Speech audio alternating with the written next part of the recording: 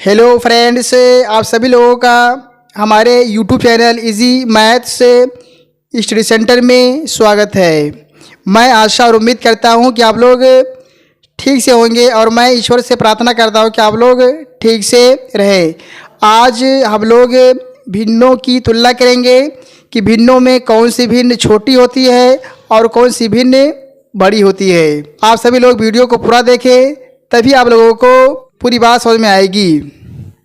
भिन्नों की तुलना, comparison of fractions या छोटी और बड़ी भिन्न की पहचान, identifying small and large fractions, उदाहरण द्वारा छोटी और बड़ी भिन्नों का स्पष्टीकरण। उदाहरण एक, यहाँ पर हमने आयताकार 3 आकृतियाँ बनाई हैं और हर एक आकृति को 7 हिस्सों में हमने बांट दिया है। 1 2 3 4 5 6 7। अब हम क्या करेंगे, जो पहली आपकी आयताकार आकृति है इसमें से एक खाने को हम कलर कर देंगे। हमने 7 हिस्सों में से एक हिस्से को कलर कर दिया। 1 2 3 4 5 6 7 हिस्सों में से हमने एक हिस्से को कलर कर दिया। अब इसको हम गणित की भाषा में कैसे लिखेंगे या भिन्न के रूप में इसको हम कैसे लिखेंगे। हम लोग देख रहे हैं यहाँ पर आपके कुल 7 भाग हैं, तो पहले हम लिखेंगे 7। अब हमें देखेंगे कि 7 हिस्सों में से कितने हिस्से आपके रंगे हुए हैं, तो आपका एक हिस्सा रंगा हुआ है। इसको लिखेंगे हम ऊपर इस तरह से लाइन खींचकर 1/7। इसको हम भिन्न के रूप में 1/7 कहेंगे, यानी कि 7 हिस्सों में से एक हिस्सा यहाँ पर आपका रंगीन है। अब यहाँ पर हम लोग 7 हिस्सों में से 2 हिस्सों को रंगीन कर लेंगे। यहाँ पर हमने 7 हिस्सों में से 2 हिस्सों को रंग दिया। अब इसको हम गणित की भाषा में या बटा में या भिन्न में हम कैसे लिखेंगे, तो पहले हम लोग ये देखेंगे कि टोटल कितने हिस्से हैं। हम लोग देख रहे हैं कि आपके टोटल 7 हिस्से हैं, 1 2 3 4 5 6 7। तो नीचे हम लिखेंगे 7 हिस्सों में से 2 हिस्से आपका रंगीन है, ऊपर लिखेंगे हम 2। इसको पढ़ेंगे 2/7, यानी कि 7 हिस्सों में से 2 हिस्सा। यहाँ पर आपका 7 हिस्सों में से 2 हिस्सा आपका रंगीन है। यहाँ पर हमने 7 हिस्सों में से 3 हिस्सों को रंग दिया। अब इसको हम गणित की भाषा में या संख्या में कैसे लिखेंगे, तो हम लोग देख रहे हैं कि यहाँ पर टोटल आपके 7 हिस्से हैं, 1 2 3 4 5 6 7। तो पहले हम 7 लिखेंगे। अब हम लोग ये देखेंगे कि कुल कितने हिस्से रंगीन हैं, तो हम लोग देख रहे हैं कि 3 हिस्से रंगीन हैं, 1 2 3, तो ऊपर हम लिख देंगे 3। आप इसको ऐसे भी समझ सकते हैं कि आप पहले देख लें कि इसमें कुल कितने हिस्से रंगीन हैं। तो हम लोग देख रहे हैं कि इसमें कुल आपके 3 हिस्से रंगीन हैं, 1 2 3 आप वो लिख दीजिए। उसके बाद देखिए कि इसमें कुल कितने हिस्से हैं, तो इसमें कुल 7 हिस्से हैं, नीचे आप 7 लिख देंगे। इसको हम पढ़ेंगे 3/7, यानी कि 7 हिस्सों में से 3 हिस्सा। यहाँ पर 3/7 का मतलब है कि हाँ 7 हिस्सों में से 3 हिस्सा आपका रंगीन है। अब हम लोग ये देखेंगे कि इन तीनों आकृतियों में किसमें आपका ज़्यादा हिस्से रंगीन हैं, तो हम लोग देख रहे हैं कि इसके ज़्यादा हिस्से रंगीन हैं, 1 2 3। तो यानी कि इन तीनों आकृतियों में यह आपका सबसे बड़ी आकृति है जो आपका रंगीन है। अगर मैं आपसे कहूँ कि इन तीनों आकृतियों में सबसे ज़्यादा किस आकृति के ज़्यादा हिस्से रंगे हुए हैं, तो आप कहेंगे कि इसके तरफ ज़्यादा हिस्से रंगीन है, 1 2 3। इसके 7 हिस्सों में से 3 हिस्से रंगीन है, तो यानी कि यह आकृति आपकी सबसे बड़ी है। और अगर मैं आपसे कहूँ कि मतलब इन तीनों आकृतियों में किस आकृति के कम हिस्से रंगीन हैं, तो आप कहेंगे कि जो आपकी पहली आकृति है इसमें 7 हिस्सों में से आपका एक हिस्सा रंगीन है। तो यह आकृति आपकी मतलब रंगीन के हिसाब से सबसे आपका छोटी हुई। और फिर इससे आपकी ये बड़ी है। अब हम तीनों में देखेंगे कि सबसे ज़्यादा किस आकृति के हिस्से रंगीन हैं, तो इस आकृति के ज़्यादा हिस्से रंगीन हैं, तो आपकी सबसे बड़ी हुई। और इस आकृति के सबसे कम हिस्से रंगीन हैं, तो यह आकृति आपकी सबसे छोटी है। अगर हमें देखें कि भिन्नों के हिसाब से देखेंगे कि इन तीनों में सबसे बड़ी भिन्न कौन सी है, तो आकृति के हिसाब से आपका 3/7 बड़ी है। और हम छोटी देखेंगे तो आकृति के हिसाब से आपका 1/7 छोटी है। तो इस तरह से मतलब आप ये पहचान सकते हैं कि कौन सी भिन्न छोटी है, कौन सी भिन्न बड़ी है। 1/7, 2/7, 3/7। 1/7 मतलब कि हाँ 7 हिस्सों में से एक हिस्सा रंगीन है। 2/7 का मतलब कि 7 हिस्सों में से 2 हिस्सा रंगीन है। 3/7 का मतलब 7 हिस्सों में से 3 हिस्सा रंगीन है। तो 1/7 में सबसे कम हिस्सा आपका रंगीन है, तो 1/7 आपका सबसे छोटी है। और 3/7 में 7 हिस्सों में से 3 हिस्सा आपका रंगीन है, तो आपका 3/7 सबसे बड़ी है। तो आप समझ गए होंगे कि इन तीनों भिन्नों में सबसे छोटी भिन्न आपका 1/7 है और सबसे बड़ी भिन्न आपका 3/7 होगी। और हम नीचे लिखेंगे ऊपर के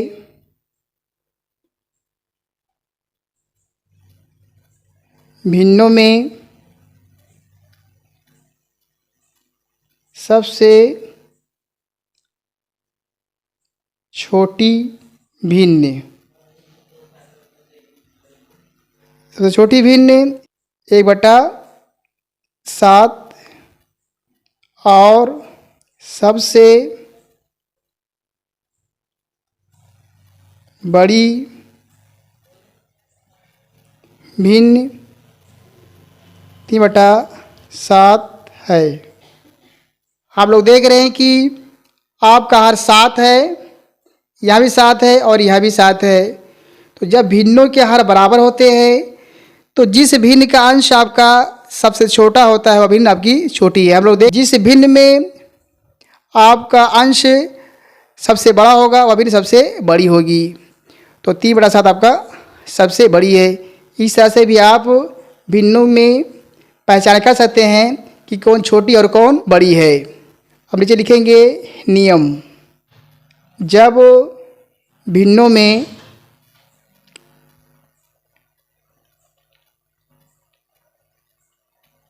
हर बराबर हों तो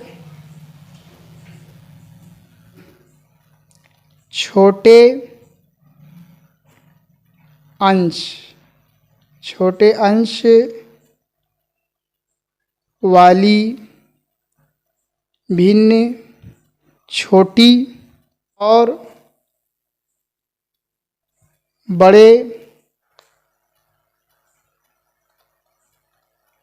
बड़े अंश वाली भिन्न बड़ी होती है। अब हम लोग ऊपर के भिन्नों को आरोही क्रम में लिखेंगे। ऊपर के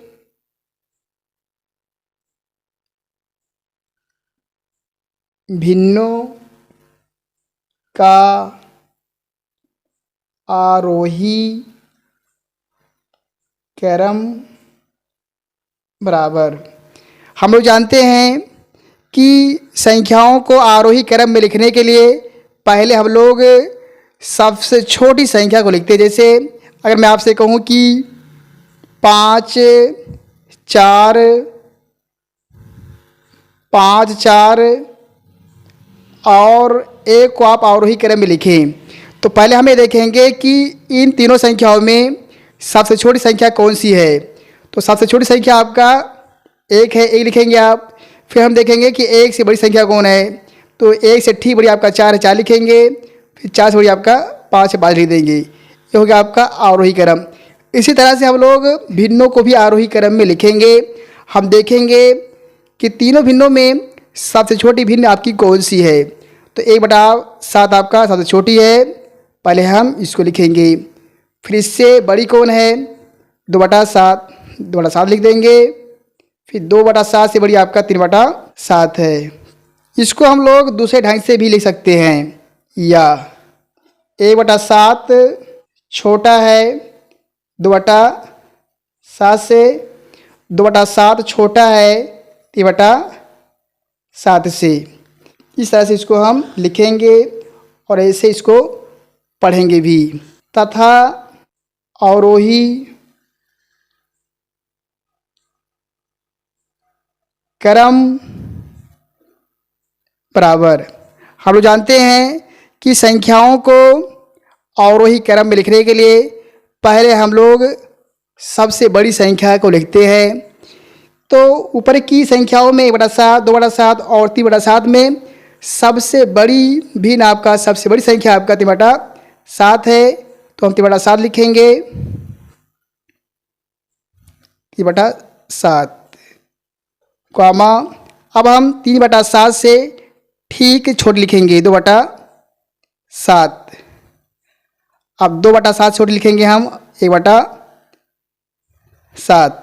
हम लोग देख रहे हैं कि जो आपका अवरोही क्रम होता है आरोही क्रम का बिल्कुल उल्टा होता है। देखिए यहाँ पर 3/7 को पहले लिखना पड़ा है, उसके बाद फिर 2/7 को, और आखिरी में 1/7 हम लिखे हैं। इसको आप दूसरे ढंग से भी लिख सकते हैं। 3/7 बड़ा है 2/7 से, 2/7 बड़ा है 1/7 से।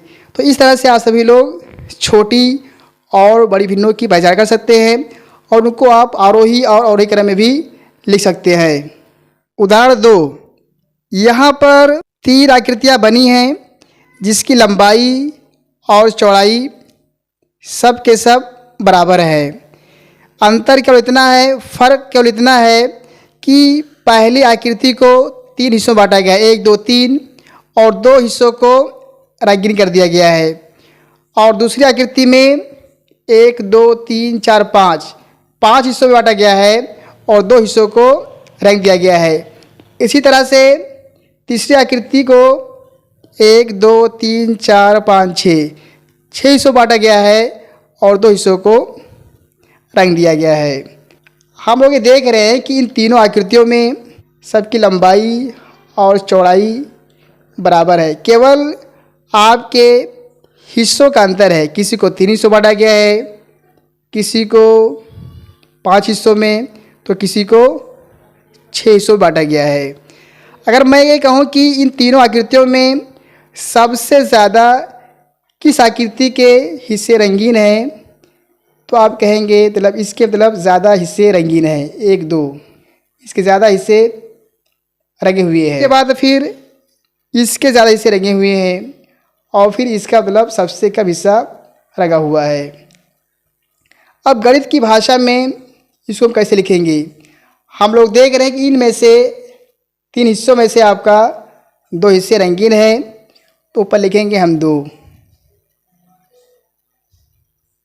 अब हमें देखेंगे कि कुल कितने हिस्से हैं, 1 2 3 हिस्से हैं, नीचे हम लिख देंगे 3। इस आकृति को हम लोग गणित की भाषा में भिन्न में बटा में 2/3 लिखेंगे। 2/3 का मतलब कि 3 हिस्सों में से 2 हिस्सा यहाँ पर आपका रंगीन है, रंगा हुआ है। इसको हम कैसे लिखेंगे भिन्न में बटा में, संख्या में कैसे लिखेंगे हम, तो आपका 2 हिस्से आपका रंगीन है, आप 2 लिखेंगे। अब हमें देखेंगे कि इसके कुल कितने हिस्से हैं, 1 2 3 4 5, इसके 5 हिस्से हैं, तो नीचे लिखेंगे हम 5, 2/5, यानी कि 5 हिस्सों में से आपका 2 हिस्से यहाँ पर आपका रंगीन है। इसी तरह से इसमें भी आपके 2 हिस्से रंगीन हैं, ऊपर लिख देंगे हम 2। अब हमें देखेंगे कि इसके कुल कितने हिस्से हैं, 1 2 3 4 5 6 से आपके हैं टोटल, नीचे हम लिखेंगे 6। 2/6 का मतलब कि 6 हिस्से में से 2 हिस्सा आपका रंगीन है। अब हमें देखेंगे कि इन तीनों आकृतियों में ज़्यादा हिस्से किसके रंगे हुए हैं। तो इसके सबसे ज़्यादा हिस्से रंगा हुआ है, इसलिए आपका 2/3 आपका सबसे बड़ी हुई, और सबसे कम हिस्सा आपका इसका रंगा हुआ है। हम लोग देख रहे हैं कि जो आपका इसका हिस्सा रंगा हुआ है और फिर जो इसका रंगा हुआ है इसका थोड़ा हिस्सा ज़्यादा है, इधर ज़्यादा है, तो यह हिस्सा इससे आपका कम है, तो आपका ये सबसे छोटी हुई। तो 2/6 आपका सबसे छोटी है। अब हम नीचे लिखेंगे ऊपर के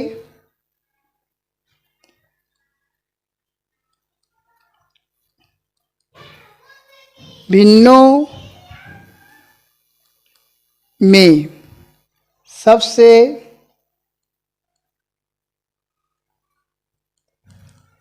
छोटी भिन्न 2/6 है, 6 है, और सबसे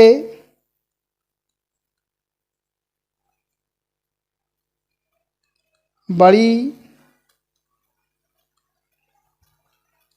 भिन्न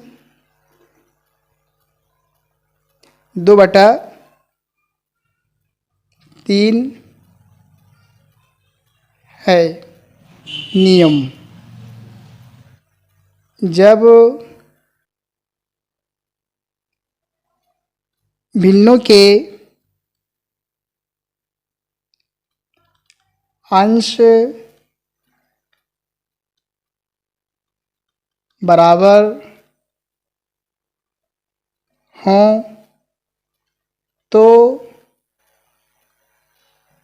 बड़े हर वाली भिन्न छोटी और छोटे हर वाली भिन्न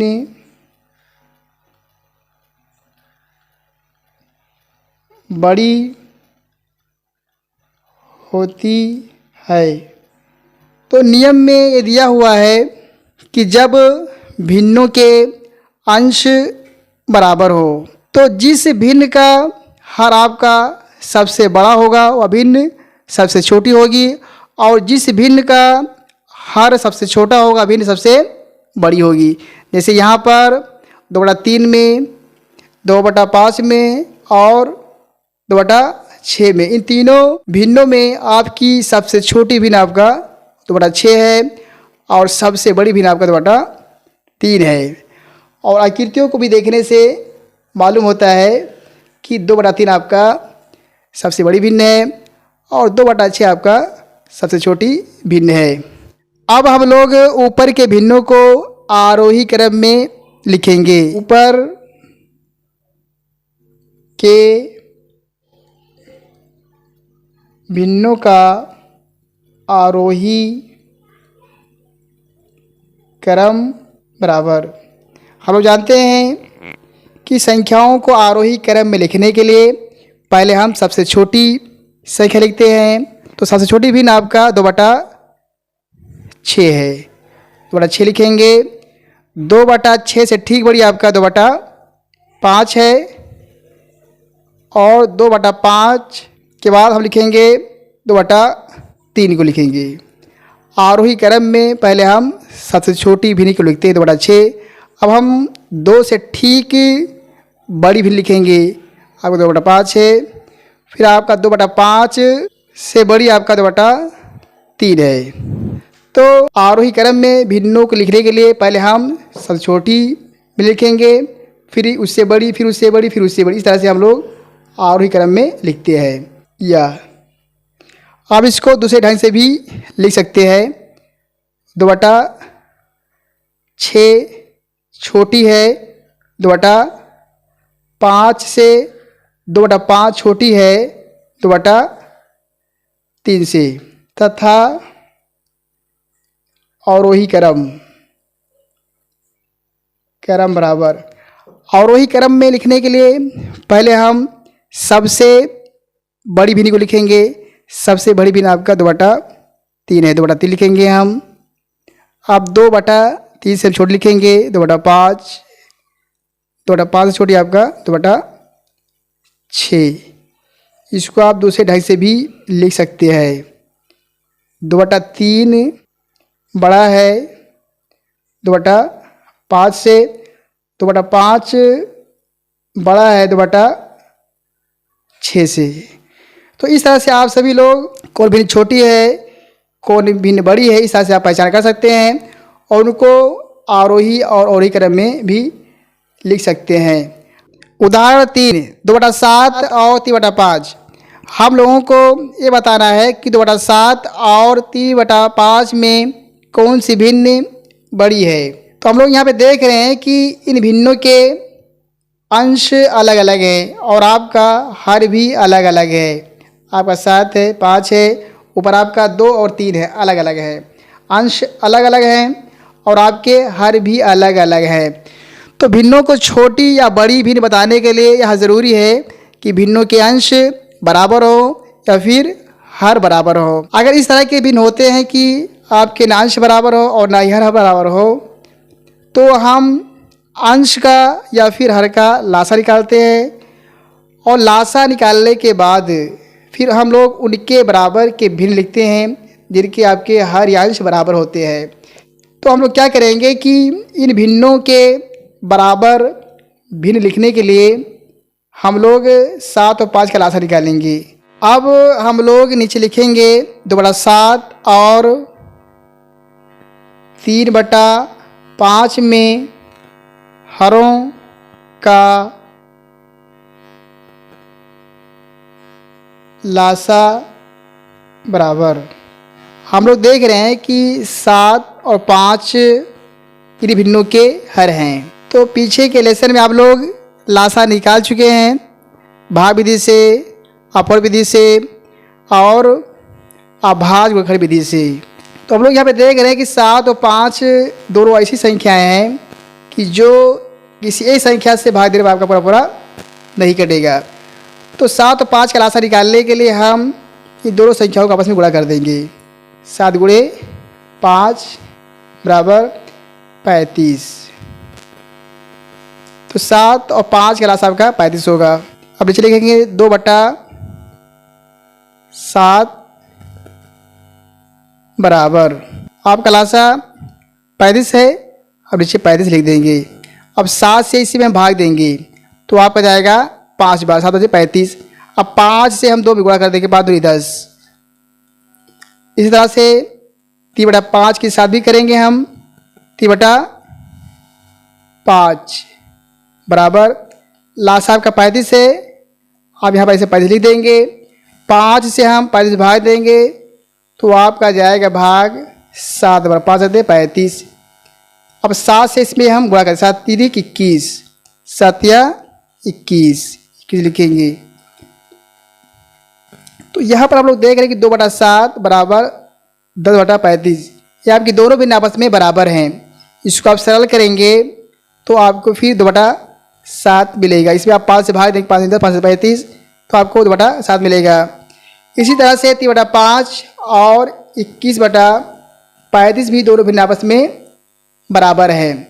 इसको आप सरल करेंगे तो आपको फिर 3/5 मिलेगा। इसमें आप 7 से भाग देंगे 7 21 7 35 तो आपको 3/5 मिलेगा। कहने का मतलब है कि दोनों भिन्न आपस में बराबर है और ये दोनों भिन्न भी आपस में बराबर हैं।